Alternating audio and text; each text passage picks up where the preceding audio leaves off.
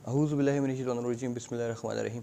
Last time जी हमने जो topic हमने डिस्कस किया था दैट वाज निकोलो मैकियावेली की पॉलिटिकल फ़िलासफ़ी हमने डिस्कस की थी। उसके टाइम इटली में जो था रेनेसांस हुआ था, जो रेवोल्यूशन हुए थे, उसकी पावर पॉलिटिक्स क्या थी, उसकी वॉर स्ट्रेटजीज़ क्या थी, हमने इन चीज़ों को पिछले टॉपिक में हमने डिस्कस किया था। आज का जो टॉपिक है दैट इज़ थॉमस हॉब्स को हम आज डिस्कस करने वाले हैं।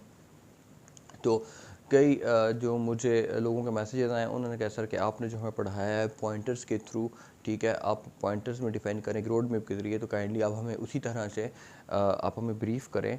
तो चलें हम आज दोबारा से इसी तरह अपने लैपटॉप की स्क्रीन की तरफ चलते हैं और लैपटॉप की स्क्रीन पे जाके आपको थ्रू पॉइंटर आपको हर चीज़ डिटेल में समझाते हैं। Let's go to the screen. चलिए जी, अपना वक्त है कि अगर हम चलते हैं थॉमस हॉब्स की तरफ, तो थॉमस हॉब्स का जो पीरियड स्टार्ट होता है वो 1588 से लेकर 1679 तक, मतलब 1588 टू 1679 तक। हम स्टार्ट लेते हैं इनकी बायोग्राफी से। बायोग्राफी इनकी ये है जी कि ये इंग्लैंड में पैदा हुए थे। How was later studies in philosophy and law from the Oxford, after which he started writing and teaching. But due to his radical ideas, he left England for Paris, where he continued his writing and teaching. और by profession तो वो writer teacher थी, लेकिन he wrote a lot of books, but उसमें जो सबसे important उनकी थी दैट इज़ लेविथन सी मॉन्स्टर को भी कहते हैं। और इस बुक को सी मॉन्स्टर का नाम क्यों दिया गया या लेविथन क्यों दिया गया, वो हम फर्दर आगे इसके कॉन्टेक्स्ट में इसको डिस्कस करते हैं। जब वो इंग्लैंड में पैदा हुए थे तो उस टाइम पे अनार्की थी, ठीक है। तो anarchy was created by the fear of civil war and the fear of Spanish invasion. वहाँ पर ये दो ख़तरात लाग थे कि किस टाइम पे भी स्पेनिश इन्वेजन हो सकती है या किस टाइम पे सिविल वॉर स्टार्ट हो सकता है, ठीक है। अब ये जो दो पॉइंट्स हैं, द फेयर ऑफ सिविल और स्पेनिश, ये आपको आगे जिस पढ़ाने में आपको इंशाल्लाह समझ आ जाएगी। तो हम चलते हैं इसके कॉन्टेक्स्ट की तरफ, ठीक है। कॉन्टेक्स्ट में जो फेयर है और जो अनार्की है, when he was born in England at that time there was a fear of civil war and fear of Spanish invasion. जब भी आपकी इलाके में या आपकी स्टेट में किसी भी किस्म की सिविल वॉर या इन्वेजन होता है, ठीक है, तो वहाँ पे जंग होती है, ख़तरा होता है, तबाही होती है, तो उसमें सबसे ज़्यादा जो थ्रेट करती है ना आपकी चीज़ को, दैट इज़ आपकी लाइफ है और आपकी प्रॉपर्टी है सबसे पहले। अच्छा, अब जब ये चीज़ें आपकी ख़त्म हो जाती हैं तो डेफिनेटली आपको माजर बनना पड़ता है, दूसरे इलाके में जाना पड़ता है या कुछ भी करना पड़ता है, लेकिन आपको थ्रेट होता है बहुत ज़्यादा इन दो चीज़ों का, ठीक है जी। तो थॉमस हॉब्स का अपना एक कोट है। हॉब्स कहते हैं कि जब मैं पैदा हुआ तो मेरे साथ दो चीज़ें पैदा हुई, एक मैं और खौफ। क्योंकि जिस टाइम वो पैदा हुआ तो वैसे ही हम बात कर चुके हैं पहले भी कि जी वहाँ पे खौफ का कालम था, एक सिविल वॉर का और एक स्पेनिश इन्वेजन का, ठीक है। तो हमें साहब ने उस टाइम पे एक बात की, ही सैड के we can end the fear by having a powerful ruler, so therefore to end the fear required authority and powerful monarchy. जब तक आपका रूलर या आपका किंग इतना ज़्यादा स्ट्रॉन्ग नहीं होगा, उसके पास अथॉरिटी नहीं होगी या उसकी एक बहुत ज़्यादा पावरफुल मोनार्की नहीं होगी, तो आप उस चीज़ को, उस फेयर को ख़त्म नहीं कर सकते। वहाँ पे सिविल वॉर का जो ख़तरा था उसमें थी जी कि किंग को उस टाइम पे सपोर्ट कर रहे थे रॉयलिस्ट और रिपब्लिकन्स कर रहे थे। ये दो ग्रुप थे, रॉयलिस्ट का और रिपब्लिकन्स का। ये सपोर्ट कर रहे थे, रॉयलिस्ट सपोर्ट कर रहे थे किंग को और रिपब्लिकन्स सपोर्ट कर रहे थे पार्लियामेंट्स को, ठीक है। ये एक बहुत बड़ा चैलेंज था कि जो ये जो सिविल वॉर के दरमियान, मतलब पार्लियामेंट और किंग के दरमियान जो रिपब्लिकन को सपोर्ट करते, इसमें बहुत डर था। और रॉयलिस्ट क्यों किंग को सपोर्ट कर रही थी, बिकॉज वो ये कह रहे थे कि किंग जो है he have a divine power, ठीक है, he is shadow of God on this earth. लेकिन हॉब्स भी यही चाह रहा था, अगर मेरे पॉइंट को समझिएगा इस बात को, कि वो भी बादशाह को सपोर्ट करना चाह रहा था, लेकिन उसकी थॉट वाज डिफरेंट, उसकी फिलॉसफी वाज वेरी डिफरेंट। वो ये कहना चाह रहा था कि नहीं, आप इस चीज़ को हटा दें, he have no divine power, और ना उसके पास कोई खुदा का भेजा हुआ नुमाइंदा है दुनिया में, और ना उसके पास वो खुदा का गुस्सा है, he is not a shadow of God on this earth, ठीक है। वो एक बादशाह है जिसको हमने चुना है, वो बादशाह को ही सपोर्ट कर रहा था, ठीक है। रॉयलिस्ट अपने अंदाज में सपोर्ट कर रहे थे, ये अपने अंदाज में सपोर्ट कर रहा था अपने उस पर कि किसी भी खौफ को ख़त्म करने के लिए हमें एक पावरफुल मोनार्की की ज़रूरत है, एक ऐसी अथॉरिटी की ज़रूरत है जो इस खौफ को ख़त्म कर सके, इस फिर सिविल वॉर को ख़त्म कर सके और इन सारी चीज़ों को ख़त्म कर सके। तो Hobbes was always wanting the king but he was a person, मतलब जो थॉमस हॉब्स साहब थे, he was a person, he was grown to be enlightenment person. And who is enlightenment person? A person who believe in the modernity, science, rationality, wisdom, enlightenment. अब एक शख्स है जो वो believes in modernity, science, rationality, wisdom, enlightenment। वो ये नहीं कह रहा कि आप बादशाह को सपोर्ट करें क्योंकि ही है वो डिवाइन पावर, वो ये कह रहा है कि उसको हम सपोर्ट करेंगे हमारे फेयर को ख़त्म कर सके। ठीक है, Hobbes in order to justify the power of the king he have to give a theory जो थॉप्स साहब ने दी थी, and what is the theory he produced? What is the theory he produced? That is the social contract theory. इन्होंने एक social contract theory the. Why he wrote the social contract theory? He gives his theory to justify the power of the king in the England, कि वो उन्होंने इस चीज़ को justify किया कि जो पावर्स हैं किंग के पास वो क्या होनी चाहिए, कितनी होनी चाहिए, कैसे होनी चाहिए। तो जिसके ऊपर उन्होंने अपनी एक सोशल कॉन्ट्रैक्ट थ्योरी दी, जिसके अंदर सबसे पहले उन्होंने कहा कि ह्यूमन नेचर के बारे में, कि ह्यूमन नेचर क्या चीज़ है। ठीक है, according to Hobbes he says that the man is by nature is selfish, violent, brutal, he is lustful, he has the lust of power, he has the lust of glory। मतलब कोई भी ऐसी अच्छी चीज़ जो उन्होंने इंसान के बारे में कही, उन्होंने कहा कि ये ब्रूटल है, वायलेंट है, इसके अंदर पावर और ग्लोरी की लस्ट से भरा हुआ है ये। ठीक है, इन्होंने ह्यूमन नेचर को इस तरह से डिफाइन किया। फिर उसके बाद आ जाते हैं हम इनकी स्टेट ऑफ नेचर के ऊपर कि इनकी स्टेट ऑफ नेचर थी क्या। ये देखें, इस पॉइंट को थोड़ा सा नोट कीजिएगा। अक्सर स्टूडेंट्स यहाँ पे एक गलती कर देते हैं छोटी सी। ठीक है, यहाँ जो ये स्टेट है ना, इस स्टेट का मतलब मुल्क नहीं है। ठीक है, इस स्टेट का मतलब है कंडीशन। यहाँ हम इस स्टेट पे को हालत के लफ्ज़ पे हम गौर करेंगे, मुल्क के उस पे नहीं। ठीक है, so let's start it that the state of nature mean condition of people, circumstances of people when they arrived on this planet. जब वो दुनिया में आए, लोग जब दुनिया में आए और वहाँ मतलब somehow the condition that were there at the time when the people come on this planet. आप इस पॉइंट को गौर से समझिएगा, हम इसको एक सेंस में भी लेते हैं कि when people are new to this earth, जब वो दुनिया में नए नए आए थे, and they did not have any organisation community, कि वेयर जहाँ पर ना कोई ऑर्गेनाइजेशन है, जो कम्युनिटी जो उसका सेटअप हो, जो उसको होल्ड कर सके, where people were selfish, violent, brutal. तो सोचें आपके एक सेकंड के लिए कि वहाँ के हालात क्या होंगे। जब दुनिया में आए, वहाँ पे लोग हैं, सब कुछ है, ठीक है, लेकिन जब लोग हैं उनको तालीम नहीं है, इल्म नहीं है, तो दे आर वायलेंट, उनको कंट्रोल करने वाला कोई नहीं है, उनकी कोई अथॉरिटी नहीं है। ठीक है, तो फिर क्या होता है कि वहाँ पे लोग बहुत ज़्यादा सेल्फिश होते हैं, वायलेंट होते हैं, ब्रूटल होते हैं, लस्टफुल होते हैं, ग्लोरी पावर के लिए कि मैं वो फलां फलां। तो सोचें कि वहाँ के हालात होंगे क्या उस टाइम पे, where they will in a peace or in war. it was in a bad condition, there was chaos, there was violence, there was a war। वहाँ पे जंग थी, लड़ाई थी, जहालत थी, कुछ भी नहीं था। It was a very bad condition at that time। If I use the word of the Hobbes, अगर मैं उनके जो हॉब्स साहब ने अल्फाज इस्तेमाल किए, तो अगर मैं वो कहूँ तो he said that कि in state of nature it was like a war of all against all। It means that everybody in a state of war with everybody।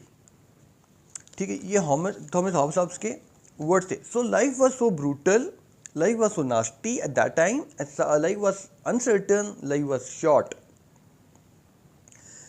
Because anybody could kill anybody for the sake of no reason. आना मार देना किसी को। अब जैसे पहले भी पुराने टॉपिक्स में डिस्कस कर चुके, एक बंदा अगर शिकार पे निकलता है तो वो शिकार करके लाता है, दूसरा बंदा उसको देखता है, पकड़ता है उस शिकार के लिए कि मैं जाके इसको खाऊंगा, वो बंदे को ही मार देता है।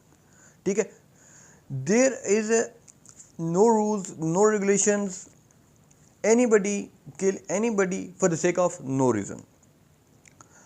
अनसर्टेनिटी थी, अनसर्टेनिटी क्यों थी? Today you are alive, tomorrow you will be die, and secondly you have alter body who will come and snatch it for you from you। जैसे मैंने आपको बताया कि कोई भी बंदा आता है वो आपसे आके मार के आपको छीन के निकल जाता है। ठीक है, there was no security, there were no rules, there were no laws. Now in this state of nature there was only one law, and the law was might is right। जो भारी है, जो बहादुर है, या जो सख्त मिजाज है, ठीक है जी, वो ही ठीक है। जो ताकतवर है उसी का, जो ताकतवर इंसान होगा जी वही सारा काम कर सकता है। जो कमज़ोर होगा वो, who have the power he has the rightful claim, he can snatch your property and kill anybody, there is nobody who will punish him। so this is what was the condition in the ancient times। जब नई तारीख में लोग आए थे, there was kind of, अगर आप में से किसी ने देखा हो, लेट्स सपोज इस तरह से बहुत से सीजन्स भी आपने देखे होंगे, जैसे क्यास और वाइकिंग्स वगैरह वगैरह। जब नए नए इंसान आए थे तो उसे बताया कि किस तरह का माहौल होगा उस टाइम पे, मतलब कोई रूल्स रेगुलेशंस नहीं थे, जहालत का ज़माना, एक दूसरे को मारना धरना, एक शिकार करके बंदा ला उसको मार के उस चीज़ लेके चले जाना, प्रॉपर्टीज़ को ऑक्यूपाई कर देना, कोई लिहाज, कोई वो नहीं था उन लोगों के अंदर। तो hope says that when the state of nature was that bad, it was in the pathetic condition, the people became fed up. ज़ाहिर इंसान के ऊपर जब इतनी ज़्यादा मसाइल आते हैं तो इंसान तंग आ जाता है यार कि आज मैं जिंदा हूँ, कल मर जाऊँगा, कोई भी बंदा आएगा मुझे मार के चला जाएगा। तो इस तरह की सिचुएशन में इंसान फेडअप हो जाता है। ठीक है, this condition, their life was uncertain, they wanted to get stability, they wanted to get better life, although they were selfish, and the fear that because anybody could harm them at any time, so for their own personal interest, so for their own personal interest they wanted to end the violence and insecurity। क्योंकि जब हालात इतने ज़्यादा ख़राब हों तो उन लोगों, जब इंसान बहुत ज़्यादा तंग हो गए थे, तो उन्होंने अपने पर्सनल इंटरेस्ट के ऊपर और इस वायलेंस और इनसिक्योरिटी को ख़त्म करने के लिए they wanted to end the fear, so they said they have no idea what to do, हम करें तो करें क्या। एंड समहाउ, ये हतम साहब के ख्यालात हैं जो वो अपने बयान करें, तो somehow then some people got an idea, कुछ लोग वहाँ पे इकट्ठे हुए, उन्होंने सोचा, some people use their wisdom, they got an idea and they convinced other people. 4-5 बंदे इकट्ठे होते हैं, वो जाते हैं लोगों के पास, उनको कन्विंस करते हैं। और कन्विंस करते किस बात पर है? कन्विंस करते हैं जी इस बात पे कि people were fed up of their conditions, they thought how to protect our life, our property. ठीक है, कोई पावरफुल आता है, हमसे छीन के चला जाता है, यार हम इस चीज़ को ख़त्म करेंगे तो कैसे करेंगे, हम अपने आप को कैसे सिक्योर कर सकते हैं इन तमाम हालात में। दे got an idea and they convince the other and let's, in order to protect our lives, in order to make discipline in a society, so let's have a contract। हम आपस में ही बैठ के एक कॉन्ट्रैक्ट करते हैं, let's decide some rule with each other, let's agree to the contract. ठीक है जी, वो बैठे, उन्होंने कहा अब हम आपस में कॉन्ट्रैक्ट साइन करते हैं सारे के सारे लोग मिलके। ठीक है जी, और कॉन्ट्रैक्ट क्या था? So the dissolution by the violence uncertainty of state of nature, the people entered into the contract, they got together, they sat on a one place and they entered into the contract, and that contract they spoke it not in the written form, it is a verbal contract according to the Hobbes, कि वहाँ पर कुछ लोग जम होते हैं जी यहाँ पे, मतलब ये एक बहुत बड़ा एक एरिया है। ठीक है, यहाँ पे ये मुख्तलिफ़ किस्म के लोग रहते हैं। ठीक है, यहाँ पे ये लोग बहुत ज़्यादा इनसिक्योर हैं, ये लोग एक दूसरे को, इनमें से 2-4 बंदे उठते हैं जो बड़े अक्लमंद हैं। ठीक है, ये उठते हैं, बाकी लोगों को कन्विंस करते हैं, कन्विंस करके क्या करते हैं कि ये एक जिरगा बुलाते हैं। ठीक है जी, सारे कबीले में से एक जिरगा बुलाते हैं। यहाँ पे एक बंदा आता है, बाकी सारे बंदे उसके साथ इधर बैठते हैं। ठीक है, अब ये बंदा जो है इसको कहते हैं यार कि हम कमज़ोर हैं तो हम में बहुत ज़्यादा बहादुर हो, ठीक है, हम लोग जो हैं सारे के सारे तुम्हारे आगे सरेंडर करते हैं। ठीक है जी। अब जब ये सारे इकट्ठे हुए, they agreed to surrender all, मतलब हर एक बंदे ने अपनी अपनी बात की यहाँ पे। एवरीबडी सेज दैट, एवरीवन, ठीक है, my right to man or assembly of a man who shell governs me, who shall have all the rights on me.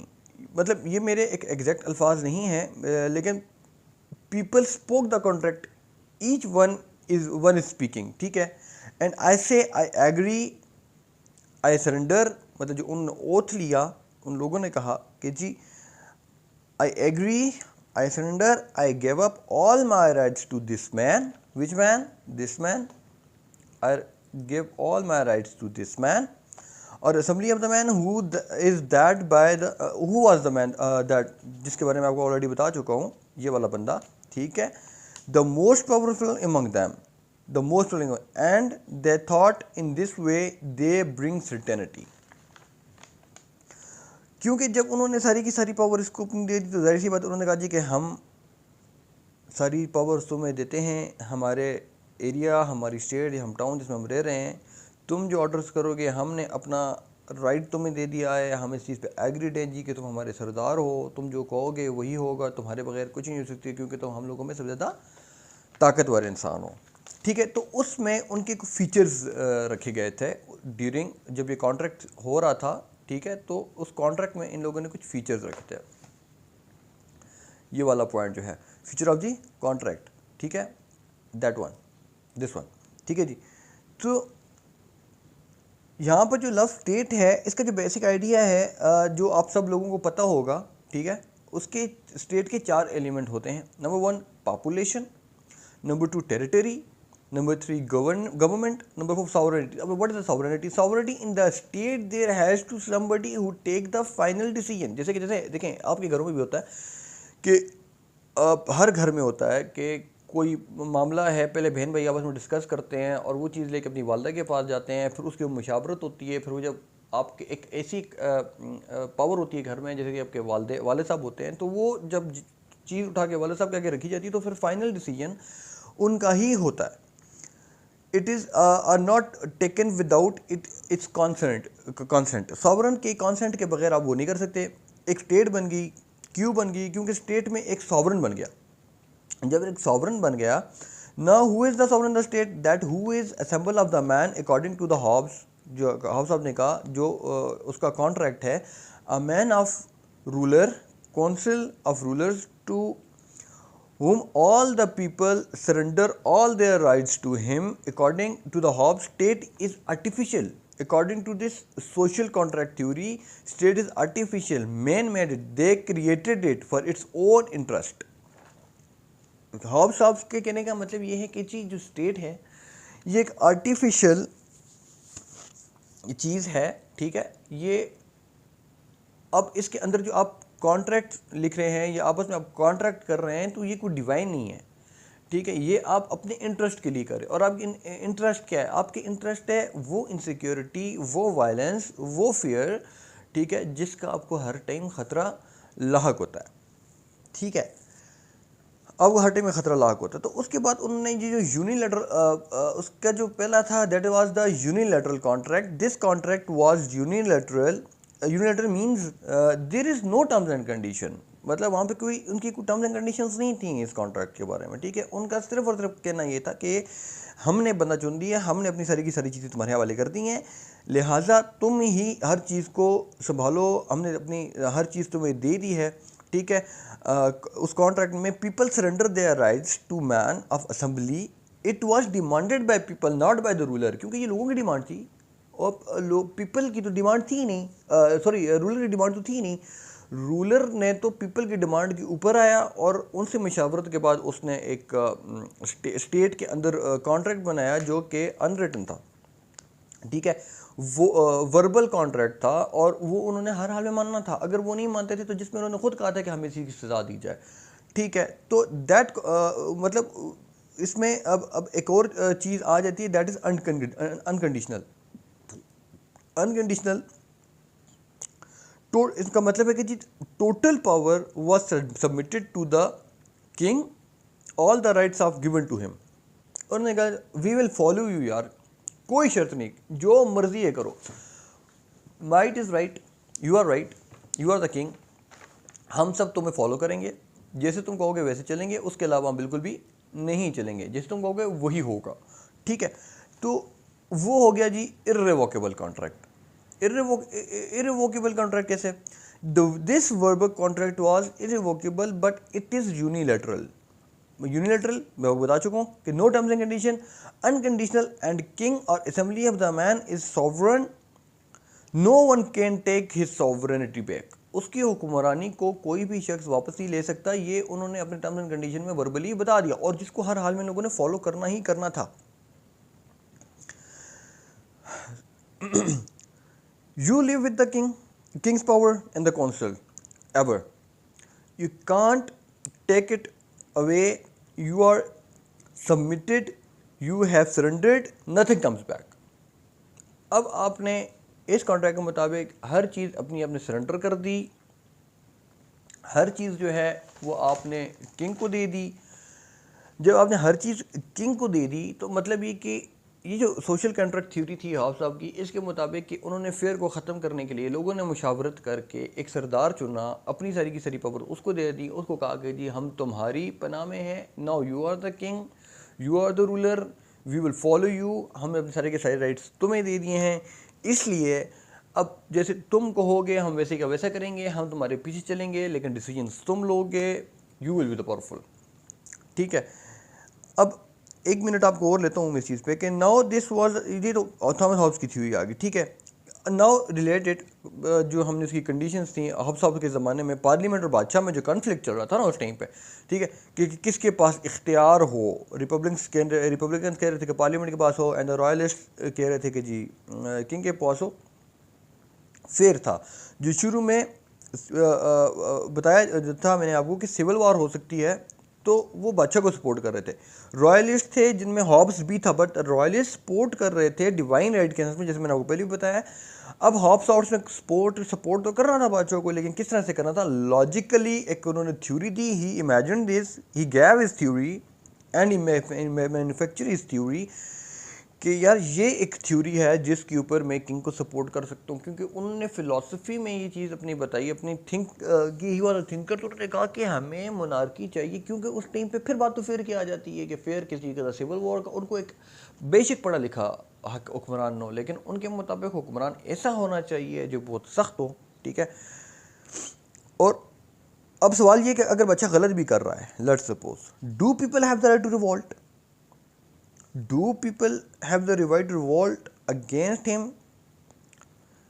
As per his theory, no, नहीं कर सकते। क्यों नहीं कर सकते? Because in the state of nature they have surrendered to him forever. वो अपने आप को सरेंडर कर चुके हैं, अब वो रिवॉल्ट किसी भी सूरत में नहीं करेंगे। अगर वो रिवॉल्ट करते हैं तो उसकी सजा भी वो भुगतेंगे। नाउ इट इज़ इरिवोकेबल, ये एक अटल चीज़ हो चुकी है। अब बात आपके हाथ से निकल चुकी है, अब चीज़ सरदार के हाथ में आ चुकी है, आपके किंग के हाथ में आ चुकी है, सो अब आप इस चीज़ को रिवॉल्ट में नहीं बदल सकते। तो अगर आपने अपनी जो इसका कंक्लूजन है दैट इज़ कि अगर आपने अपनी स्टेट के अंदर से फेयर या वॉर का फेयर या लोगों की वायलेंस जो है वो जो ब्रूटल हैं या जैसे भी हैं, उस चीज़ को अगर ख़त्म करना है तो आपको एक बहुत सख्त किस्म के हाकिम की ज़रूरत होगी। वो हाकिम की ज़रूरत होगी जो आपको सपोर्ट करेगा, आपको सिक्योर करेगा, आपकी प्रॉपर्टीज़ को सिक्योर करेगा। किस चीज़ से? दूसरी टेरिटरी से। ठीक है, अब ये टेरिटरी आप अटैक कर रही है, तो यहाँ पे आपका सरदार या आपका जो किंग है, if he is strong, if he your king is strong, अगर आप उसको सपोर्ट करते हैं तो you will destroy another people, another territory जो आपको क्रॉस कर रहा लगा हुआ। ठीक है, उससे क्या होता है कि आप अपनी प्रॉपर्टीज़ को और अपने पीपल को, अपनी लाइफ को स्ट्रॉन्ग कर सकते हैं सिंपली। ठीक है, तो उसके लिए आपको अपने आप को सरेंडर करना पड़ेगा एक बादशाह को, लेकिन इसलिए नहीं कि ही है वो डिवाइन पावर, बल्कि इसलिए कि ये एक आर्टिफिशियल चीज़ है। ठीक है, ये आपने अपने इंटरेस्ट के लिए बनाई है, तो फिर आपको अपने आप को सरेंडर भी उस बंदे के आगे करना पड़ेगा ताकि वो आप लोगों को सिक्योर कर सके। So it was all over the Hobbes theory, जो उन्होंने सोशल कॉन्ट्रैक्ट था हॉब्स की जो उन्होंने दिया था human nature, state of nature के बारे में। तो ये उनकी सारी की सारी थॉमस हॉब्स की फ़िलासफ़ी है। ठीक है जी। तो अगर आपको मेरा चैनल और मेरा लेक्चर आपको पसंद आया हो तो kindly please subscribe it. So nice of you, thank you. मिलते हैं जी अपने नए टॉपिक के अंदर। बहुत शुक्रिया।